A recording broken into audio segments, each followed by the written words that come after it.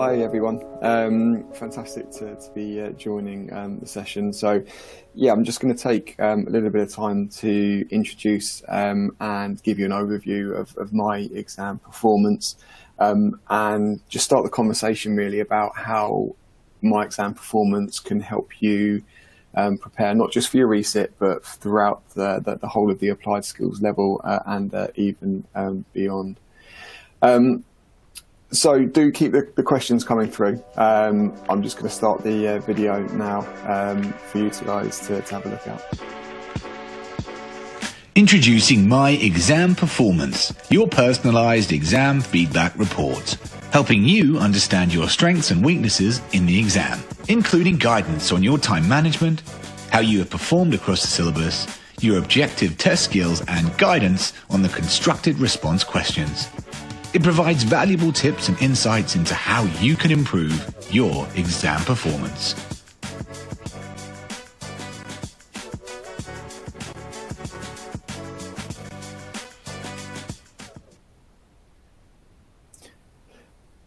Okay, just a little bit of a teaser there, and I want to explore some of the themes that the introductory video covered, just in a little bit more detail. Just starting off, I suppose, with a bit of background. Student satisfaction surveys, any focus groups that we do with students, any engagement we have with students where we ask them, what do we need to do as an organisation to provide better support, would always show us that some sort of feedback on students' exams is one of the key areas that we need to do better at providing support on. So it's something that we've had under consideration for a long time. We've been working for a long while to get to this stage. We're conscious that it is a real key area that the students want. Where are we with it now? Well, hopefully you are aware that it is now available for the core applied skills exam, so not the tax variants just yet, but it launched last week for the September 22 session. So if you sat an exam in the September 22 session for the core applied skills exams, you'll have access to the exams feedback. Right now, it's probably more relevant for you in terms of missing out previously and wanting to get back on track, whether that's December, March, or at some point in the future. I'm really keen to emphasise, though, that this isn't just a resit tool. So when we look at some examples of the feedback, and hopefully lots of you have had a chance to do that already if you did sit in September, I'm keen to emphasise that this can be used in the future, even if you do pass an exam. So if you're thinking about moving on to strategic professional level, having passed an applied skills exam, you can still identify any areas that you might want to tighten up a little bit on before you move on to the next level. At the moment, though, as I mentioned, probably a focus on if a student's missed out, what can we do in terms of using that feedback to identify specific weaker areas, as well as focus on areas on how to improve to the next step. Starting off, how do I access my exam performance? I know a number of you will have accessed it already, and a reoccurring theme for my exam performance is our desire to get feedback from students on how they're using it, what they'd like to see for future iterations of the feedback as well. But if you haven't had a chance to access it yet and you did sit in September, it's hopefully fairly intuitive to get hold of your feedback. So if you were to log on to the student portal, My ACCA, you can go to the detailed exam history, and quite small on the screen, but for the latest set of results you can see a yellow button which just says View Exam Feedback, and that will take you to the homepage or the dashboard. I've got a few screen grabs of the feedback just to give you a flavour of the sort of feedback that you can expect. In this particular example, we've got a performance management exam, and this particular student scored 59%, so a pretty reasonable pass for performance management. And hopefully by showing you a pass version or a pass example of the feedback, it will give you comfort that actually it's not just for when you fail an exam. This is something that hopefully in the future you'll be using when you pass as well. So what feedback can you expect? Well, on the left-hand side of the screen, we've got our menu, and you can scroll down on this homepage as well to access these areas. But on the left-hand side, we've got a shortcut menu, if you will. You can get feedback on your time management per section. We'll explore that in a little bit more detail in a sec. You can get feedback, and probably one of my favourite areas actually is feedback on how you've performed across the different syllabus areas in your exams. So all of the questions are tagged for the syllabus areas that they cover. And what we do is take the data on how you've performed on those questions and give you an indication of how well you've performed across the syllabus areas. And you can already imagine using that information to help you focus on your resit or revision approach for your next attempt. Objective test skills, hopefully relevant. We'll look at a snapshot of them in just a moment. But again, one of my other favourite areas is the constructive response question, which gives you a little bit of guidance on what your question related to and what you should be doing moving forward, as well as giving some feedback from the examining teams for students who tended to fall within the band that you did. Let's jump on and have a look at time management. As I say, one of my favourite aspects of the feedback, I must admit. So I've just got some screen grabs up on screen just for illustration purposes. You can imagine intuitively clicking through the My Exams Performance section to be accessing this sort of content. So things to note here for section A. So it's done on a section by section basis, as you can see. For section A, in this example here, we spent 33 minutes and 35 seconds, fine. And also note that the result for section A is shown on the right-hand side there as well, so 49%. And what we're saying here is, in terms of the time spent, it was about the expected amount of time that we'd expect students to spend on this section of the exam. So a bit of comfort for this particular student, the time management was okay. Next steps says fine, time management is okay. Having said that, if your overall performance at section A was weak, maybe we've got some underlying technical knowledge issues, maybe your exam technique needs a bit of improvement as well. And for this particular example, fine, their time management was okay, but they've got a bit of a marginal fail in section A. So time management was fine, maybe other aspects of their exam technique needs improvement. As I say, maybe the technical knowledge needs a bit of a revision as well. So then what we say is, look, if you're going to move on to sit other applied skills exams, why don't you have a look at the syllabus area of the feedback to identify any weaker technical areas, and also have a look at the OT skills section of the report as well to identify whether there's any potential problematic types of OT questions that you might be struggling on. And as you can imagine, I should say, the next steps feedback will vary depending on the mark that you've got and the time that you spent on the question. So if you'd spent too long on the question, we would be flagging to you that you spent longer than perhaps you should have done, longer than we'd expect a well-prepared student to spend. We'd then signpost some exam technique support that would help you manage your time a little bit better for your next attempt. If you were really quick and you spent less time than we'd expect, we'd say, well, look, if you spent less time and still scored okay, then that's fine. That's fine. But if you spent less time and not scored as well as you should have done, if you've not passed this particular section, then think about your overall approach, because a mark in section A is just as valuable as a mark in section B or section C. So this particular example, time management was okay. We're slightly below the standard. So in this illustration, we'd expect the students to move on to have a little look in due course at their syllabus area performance and maybe the OT skills feedback as well. Bearing in mind we are talking about section A, of course. Same sort of approach for section B. So for this one, the student or pretend student spent less time than expected on the exam. And again, in this example, they've spent less time than expected, but they've scored strongly. They've scored 63, as you can see on the top right-hand side of the screen. So here we're saying, look, let's not dwell on this. You've done well in terms of your time management and you've scored well. So let's focus on other potential weaker areas in the rest of the exam.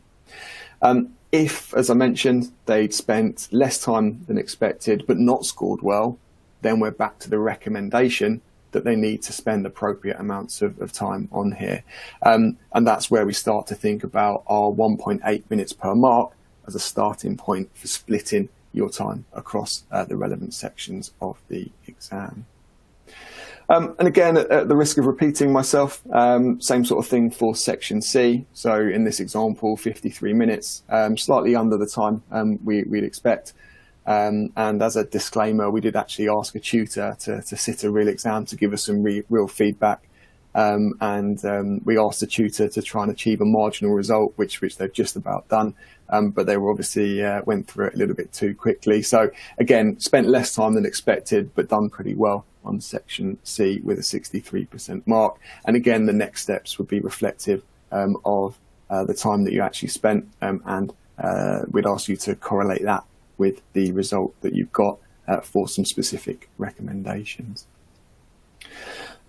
Okay, let's move on to the syllabus. As I mentioned, one of my other favourite areas. So for each of the overall syllabus areas, you will get feedback on how you did in that particular section, and you'll also get some guidance on how to improve in that particular area. So for the example that we're showing here, syllabus area B, 40%, so just about a marginal fail, and we're saying that it's below the required standard to achieve a pass. You're not quite there in terms of the knowledge and skills required for this particular syllabus area, so a bit more effort required here. And then we've got our next steps, which is our recommendation for how to I suppose, address the information that we've just mentioned. So we're saying, look, you're weak in syllabus area B. If you pass the exam overall, well, fantastic, well done. But just bear in mind that you didn't meet the required standard for this particular syllabus area. So if we're thinking about that transition as an example from PM to APM, you're going to want to perhaps go back and improve your knowledge in syllabus area B before you progress to APM. And we highlight some fantastic resources to help you do that. So we've got the Get Ready for APM, PM Knowledge Recap, and you can specifically look at syllabus area B to help you improve your knowledge in this area, so that when you start your APM studies, you're starting from a real position of strength. And then lower down, if you failed the exam, well, we're highlighting to you that a lack of knowledge in syllabus area B would have been a contributing factor to that. And I think this is where the syllabus feedback comes into its own. So if I think back to my own days as a student, which is too long ago now to mention, but if I missed out on an exam, which happens to most of us, I wouldn't quite know where, and you're back to that position of thinking, oh man, I've got to go back to my study manual and try and work through it all. I've got to go back through all of my revision notes. We're saying, well, hold on, maybe the other syllabus areas were okay. Maybe it's just a couple of them, like this syllabus area B, remember, where we scored just 40%, and I can focus on this area. So I can go back to my approved content. I can look at the relevant chapters. I can practice questions that maybe relate specifically to this syllabus area.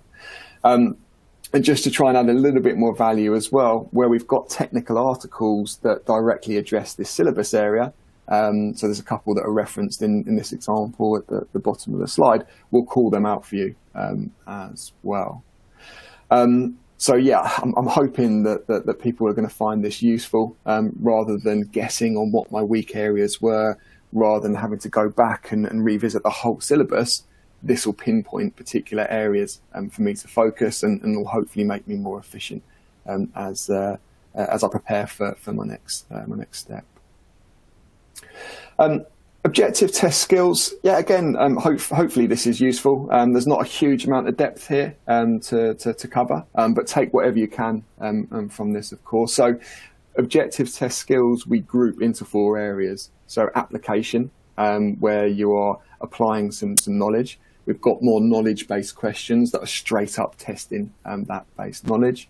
Then we've got more wordy type objective test questions, the narrative ones. And then calculation is fairly self-explanatory. So just looking at this as an example, obviously the weaker areas are application and calculation.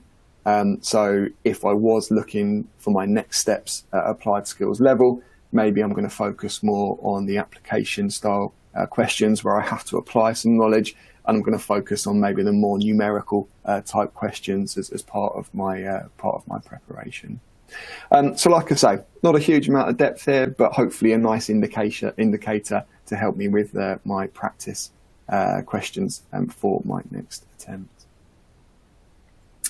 Okay, constructive response feedback, I think is quite intriguing, I must admit. And again, speaking to students as we design this feedback, thinking back to our own experiences as students, a lot of us at your ACCA team are ex-tutors as well. So thinking about students that we used to work with, students would come out of an exam.